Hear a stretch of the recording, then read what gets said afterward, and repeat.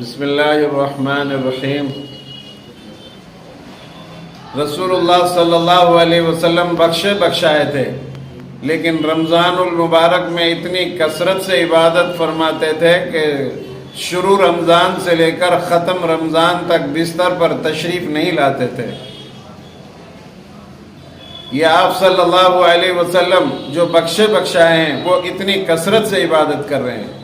ہمیں اپنی عبادتوں پر غور کرنا چاہیے کہ ہم کیسی تراویح پڑھ رہے ہیں، کیسے فرض نماز ادا کر رہے ہیں، کس طریقے سے ہم اپنے فرض روزے رکھ رہے ہیں، کہیں روزوں کے درمیان جھوٹ تو نہیں بول رہے ہیں، غیبت تو نہیں کر رہے ہیں، چغل خوری تو نہیں کر رہے ہیں۔ ان تمام لا یعنی فضول باتوں سے روزے کا وزن ختم ہو جاتا ہے، روزہ مکروہ ہو جاتا ہے، روزہ کمزور پڑ جاتا ہے۔ ان تمام چیزوں سے اپنے آپ کو بچانا ہے اور رمضان کی عبادت کو اچھی طریقے سے کرنا ہے اور اللہ کی رحمتوں کو اپنے حصوں میں زیادہ سے زیادہ لینا ہے۔